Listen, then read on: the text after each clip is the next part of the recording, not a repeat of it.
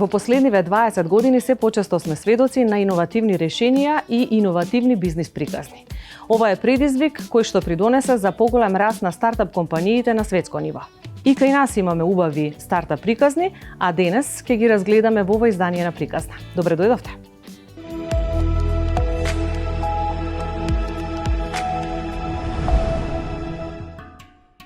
Емилија веќе една година е млад предприемач. Ако го броиме и времето кога настанала нејзината идеја за бизнис, тогаш тоа се 6 години.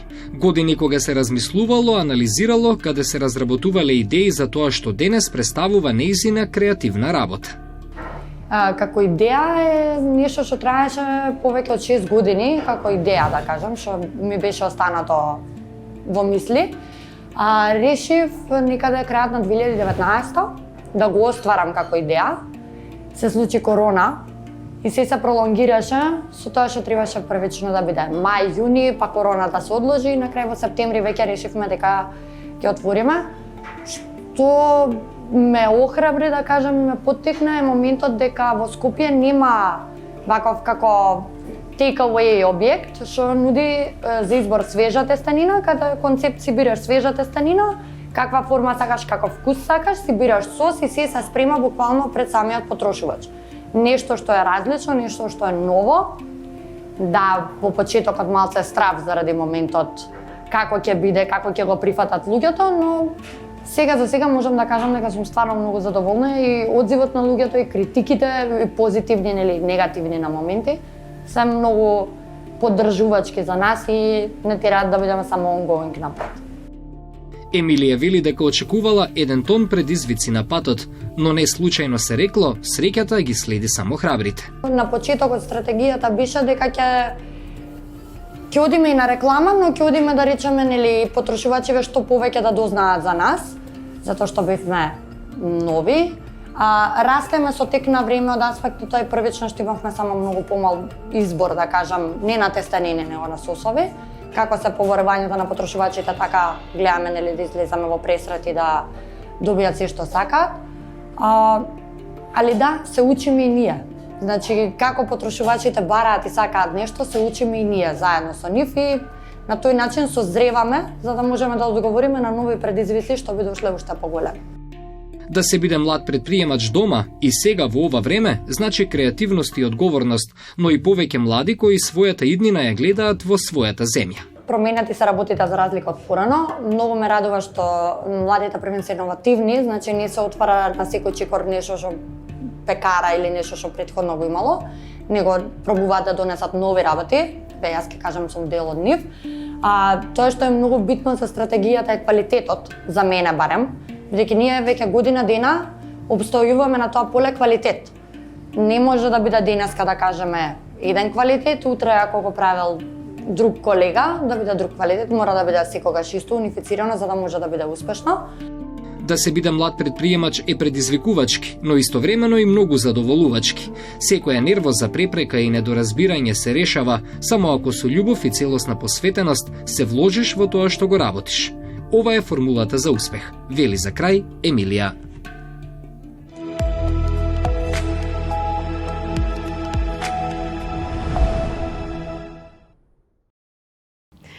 Чекор по чекор е акселаторна програма која што ја нудите веќе 3-та година поред.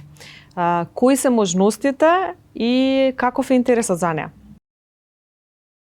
Ова е прва акселераторска програма која што нуди една банка, која што да кажем опфаќа повеќе фази. Не е само кредитирање, него има и обука, односно ние како банка организираме обука за сите заинтересирани предприемачи кои ќе аплицираат за оваа програма.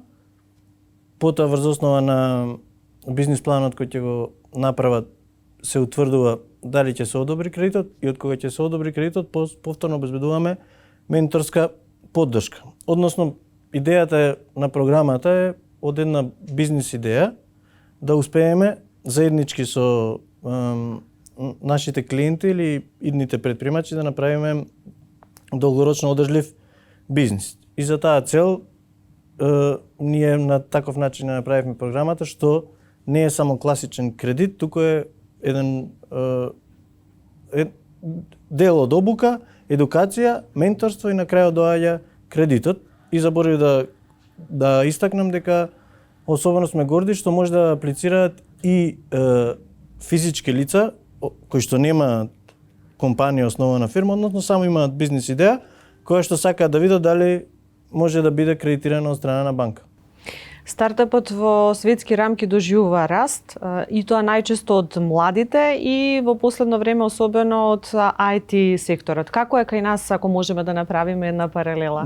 Па реално се уште доминираат традиционалните бизниси, но ајде да кажеме од сите негативни ефекти на ковидот, позитивен ефект е што многу од бизнис идеите кои што ги добиваме во последно време се токму врзани со дигитализацијата, односно изнаоѓање на софтверски решенија за решавање на некои проблеми, односно додавање на некоја вредност.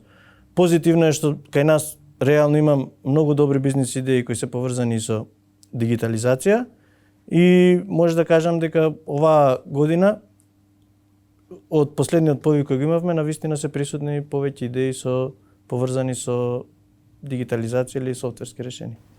Ако направиме една паралела на почетокот пред 3 години кога ја почнавте програмата, до сега што би потенцирале како предизвик кој што еве го сваќаат и оние кои што сакаат да бидат идни креатори на иновативни решенија, дали самите научиле нешто, дали се уште ова треба да се трасира допрва кај нас? Реално без разлика каде имат идеја, дали е Македонија или некоја друга земја, многу е битно да дојдете до финанси, односно на што го викаат сите пристап до финанси. Оваа програма токму тоа вика, дај да видиме идејата, да видиме дали што викаме ние како банката, не бараме дај да ги најдеме, дај да ги видиме сите ризици што се таму за да ги видиме, не, напротив, него дај да ги видиме ризиците, да видиме како може да ги митигираме и ако заеднички ги митигираме со клиентот, тогаш да пристапиме кон кредитирање.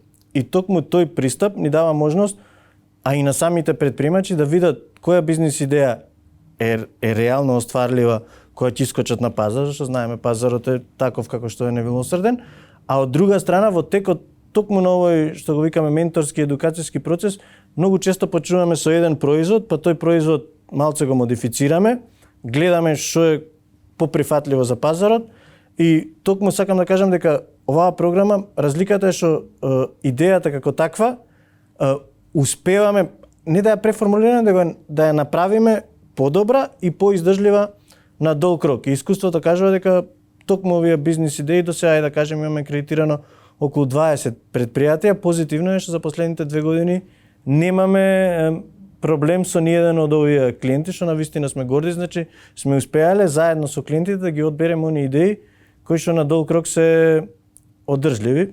Пак тука паѓаме од одговорната функција на банката, зашто што викаме едноставно да дадете пари, но реално ако клиентот има проблем да ги врати парите, не е само проблемот околу враќањето на парите, него целокупното, ајде да кажеме и оној социјален аспект, целокупното семејство на клиентот би имало проблеми доколку не се врати кредитот и затоа бараме начин како да ги најдеме тие успешни идеи.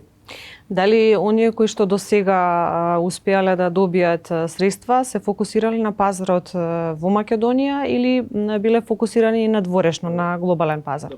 Позитивно е што, нели, пак ќе кажам, за идејата нема разлика дали во Македонија, зашто може да се продава и надвор, посебно со дигитализацијата, но реално најголем дел од бизнисите се уште традиционални бизниси.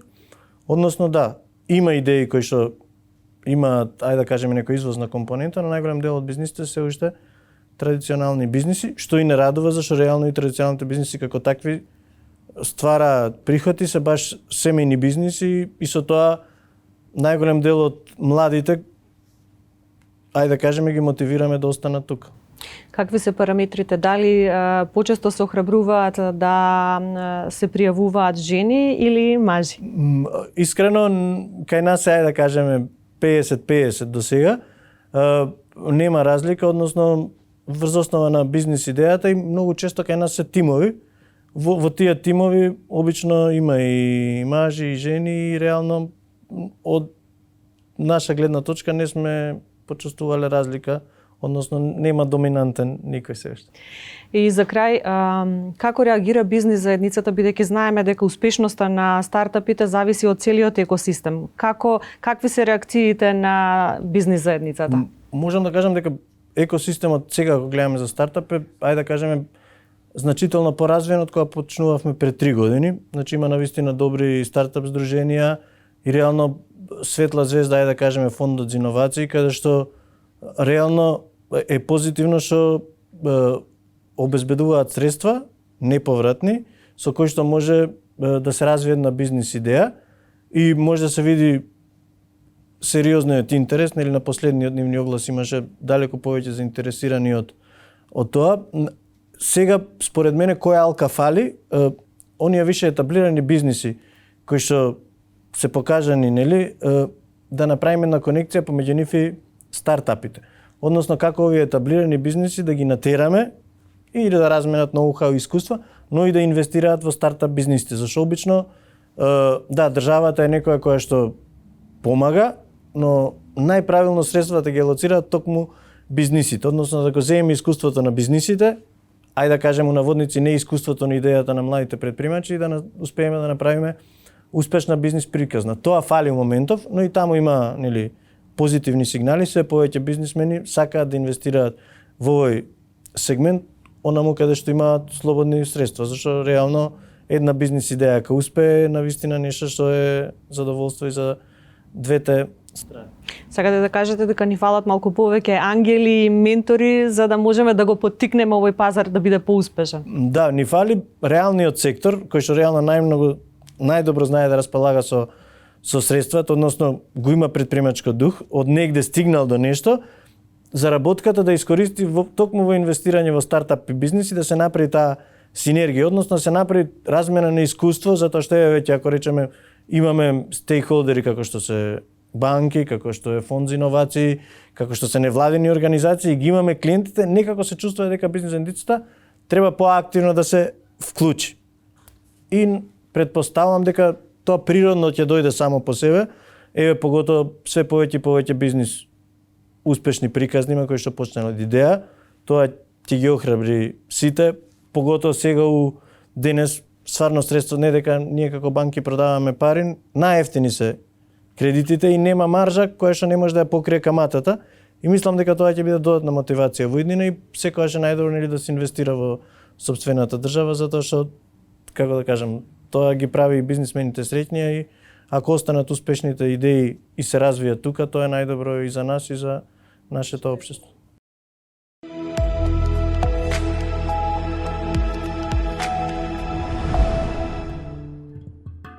Вистинска идеја во вистинско време значат успех во бизнисот. Таква е и приказната на Маргарета, која го препознала ова и без многу двоумење веднаш делувала кон остварување на тоа што го имала како своја цел.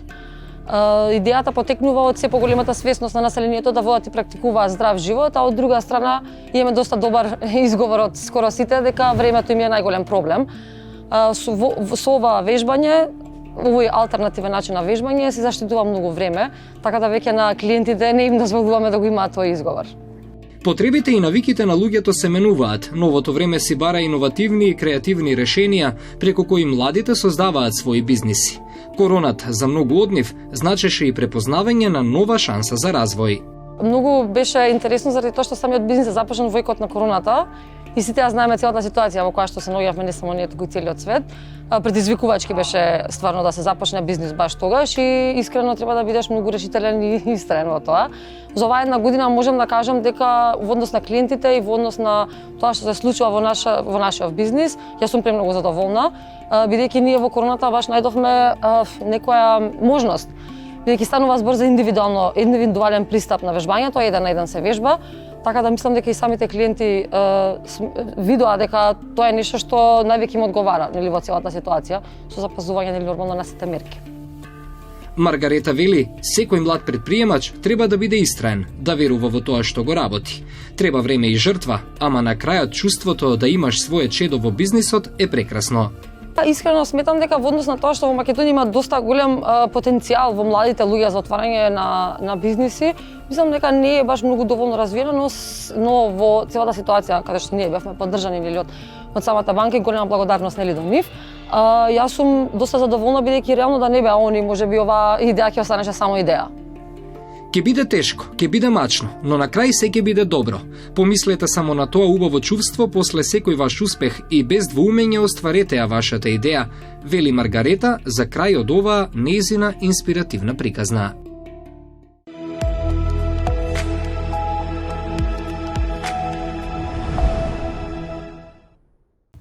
Имате една интересна приказна, па би сакала да ни раскажете што беше предизвикот да влезете во неа. Се започна од еден тим на ентузијасти кој што сакаше да направи нешто повеќе со оваа технологија која што беше во зачеток во тој период, збориме значи пред некои 5-6 години. Во тој момент таа технологија уште не беше, како да кажем, застапена кај нас, ниту па многу луѓе беа запознаени. И во тој период имавме доста сериозни проблеми и со користење на самата технологија, и со материјалите, и со знаењето кое што ни беше потребно. Еден вид самата иницијатива на ова што го правиме денеска дојде, се наметна само по себе како потреба на решение за тие, да кажем, проблеми. Во тој момент свативме дека не е само единствен проблем, него има повеќе, така да како што повеќе размислувавме на таа тема, така се развиваше во позадина идејата за 3D хабот. 3D хабот го основавме, односно функционира веќе година дена на пазарот. Тоа е место каде што може да дојдете да може да произведете, измоделирате или да направите, да кажеме, некој дигитален асет во реална форма. Во светот, например, ова е многу интересно. Знам дека се користи во медицината, наоѓа примена во многу области. Каков е интересот кај нас? Како реагираат кај нас? Дали луѓето се запознаени со 3D како, да речам, револуција? Така, на жалост не толку многу, иако во последно време индустриите гледаат голем потенцијал и инвестираат во оваа технологија, додека пак и, како да кажем, обичните луѓе се уште свеста е на мало ниво. Ние пробуваме тоа ниво да го дигнеме на повисоко ниво со бесплатни 3D курсови кои што ги даваме во 3D хабот и мислам дека постигнуваме добри ефекти, бидејќи веќе имаме некоја завидна група на студенти кои што се веќе спремни, да кажеме, за оваа гранка и оваа технологија. Ќе продолжиме и понатака со тие курсеви, се со цел само за да да го доближиме оваа технологија и овој вид на работа до обичниот човек, како да кажем, до фриленсерите, кои што има многу потенцијал. Има многу потенцијал, но не е доволно искористен. Во било која гранка индустрија може да се користи, бидејќи имаме до сега од нашето искуство имаме успешни приказни во различни дејности, вклучувајќи во автомобилската индустрија, во медицинската индустрија, градежната индустрија, така да има стварно голем потенцијал кој што допрва ќе се развива и допрва ќе се искористува и кај нас. Каков е интересот особено во време на пандемија? Дали тоа ги менува условите на пазарот? Како и секаде во светов, така и кај нас направи проблеми самата пандемија, односно очекувањата кои што ги имавме ние се сосема различни во однос на што го очекувавме, нели? Точни проекции не би можеле да направиме, не знаеме како ќе води тоа. Интересот е голем, меѓутоа од друга страна пак бидејќи се работи за физичко присуство, да речеме, и за курсевите, и за самите услуги, луѓето се тука, претпоставувам, повеќе исплашени заради тој момент, да кажеме, или не ги користат доволно услугите, или па нема токав интерес за самите курсеви. За крај, например, има во светот куки кои што се прават од 3D опции. Дали кај нас има таков интерес? Се уште до нас никој не се обратил од, да кажеме, посериозните компании, меѓутоа да, веќе технологијата е развиена до тој степен да веќе се градат куќи, материјалите веќе воопшто не се проблем, така да има голем диаспон на материјали кои што може да се применат во различни услови и начини. Генерално да. Има интерес за само 3D моделирање, меѓутоа во моментов таа технологија за 3D градење на куќи е се уште далеко од нас, претпоставам. Што најчесто се прави во 3D моделирање? Најчесто кај нас од досегашно искуство се прототипирање на, да речеме, на модели и кастом изработка на специфични персонализирани, да речеме, предмети.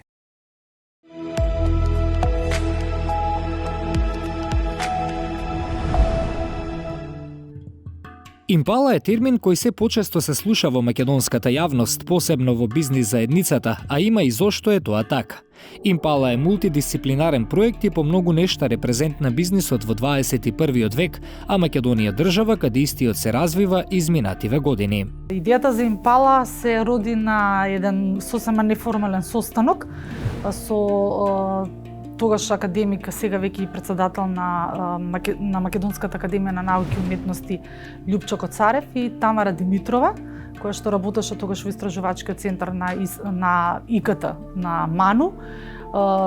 Практично разговаравме за тоа како се со напредок на технологијата може да се менуваат многу хардвери кои што се користат во неврологија, значи во гранка на медицината, а сето тоа како може да биде ставено во функција на истражување на пазар, односно маркет ресерч кој што го работев јас, така да од сите конгреси на кои што бил академикот стана збор практично дека и ние можеме да направиме нешто кое што ќе биде вау не само за Македонија, туку на глобално ниво.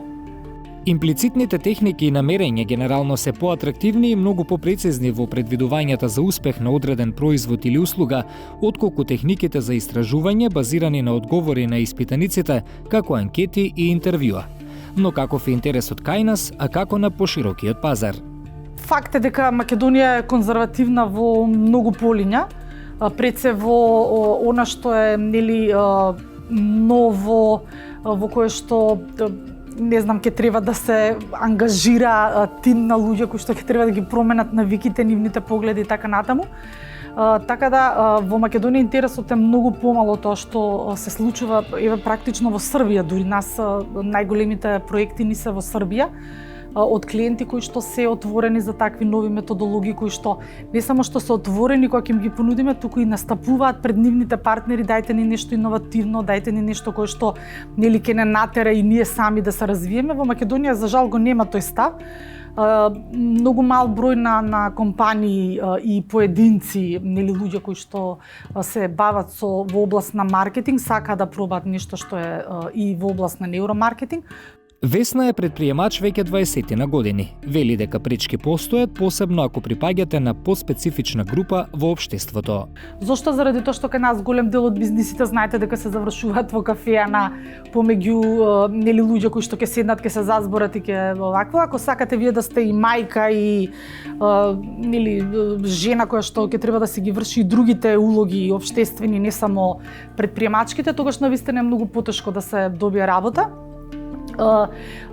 Она што исто така многу ми пречи не е тоа заради тоа што сум жена, ама политиката е многу голема пречка, значи ако не сте припадник до некоја политичка партија, тогаш практично политичките партии не ни сака да ја користат Импала, а тоа е решение кое што ги гледате кампањиве какви се црни и така натаму, доволно е едно тестирање да направат да видат дека таквите кампањи веќе не носат поени кај нивните гласачи, ама они упорно одат со тоа без да користат алатка која што е брза, ултраефикасна, точна и пред се е ефтина. Голема приказна во мала земја, но се може да успее ако размислуваме глобално и од дома тргнеме да го освојуваме светот. Стартап компаниите се како семе кое што е посејано на земјата. Некои семенки успеваат, некои не. Кои се факторите кои придонесуваат тоа да се случи, ви откриваме во истражувањето кое што го направивме.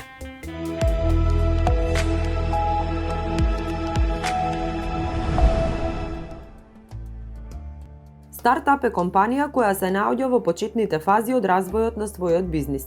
На почетокот, вообичаено е финансирана од сопствениците кои веруваат дека имаат производ или услуга за која има побарувачка, односно од ангели инвеститори и акцелератори. Ангелите инвеститори ги распределуваат нивните инвестиции на голем број стартапи кои се во рана фаза на развој, а за возврат бараат голем процент сопственост од стартапите. Многу често овие инвестиции не се профитабилни и не успеваат, но тоа не представува проблем се додека барем мал број се успешни, па со тоа бизнис ангелите се делумни сопственици на бизнис кој е успешен. Бизнис моделот кој го користат акцелераторите се сведува на поддршка на стартапите и нивна подготовка за излез пред инвеститори. Акцелераторите инвестираат во стартапи кои се во рани фази на развој. Тие инвестираат во маркетинг, овозможуваат обуки и тренинзи за стартапите на различни теми, пристап до ментори, а за возврат бараат 5 до 10% од сопственоста на компанијата. Во нашиот закон за иновацијска дејност за стартапите се дефинирани како мали, средни или трговски друштва, кои се основани од едно или повеќе физички или правни лица, чие основање до моментот на аплицирање за финансирање од буџетот на Република Македонија не поминале повеќе од 6 години. Стартап компаниите се како семе кое се сее на земјата, при што некои семки успеваат, а некои не. За поддршка на стартап компаниите неопходни се екосистеми. Силиконската долина е убав пример. Таа е одличен приказ на најголемата технолошка зона во која што успеваат многу стартапи. Повеќе за ова ви откриваме денес во артикулација.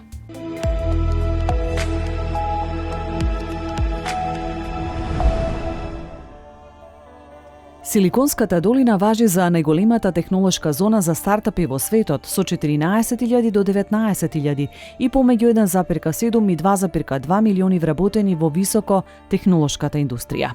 Тука се лоцирани успешни технолошки гиганти како Apple, Google, Facebook и други.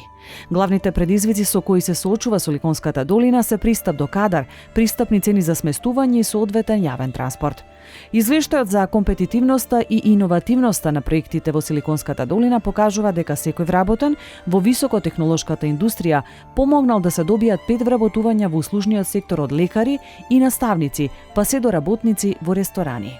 Предприемачкиот екосистем представува економска, социјална и политичка околина која го поддржува процесот на предприемништво, односно обезбедува поддршка и ресурси кои на стартап компаниите им овозможуваат брз раст и развој.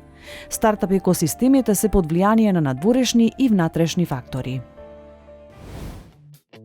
Иновацијата и брзиот потенцијал за раст се двата клучни предизвици кои што овозможуваат брз раст на стартап компаниите. Денес ве запознатме со неколку интересни приказни за стартап успешни приказни. Веруваме дека ова ќе биде предизвик, токму можеби и вие, да проверите дали имате некоја интересна идеја која што може да прерасне во убава стартап приказна. Довидување!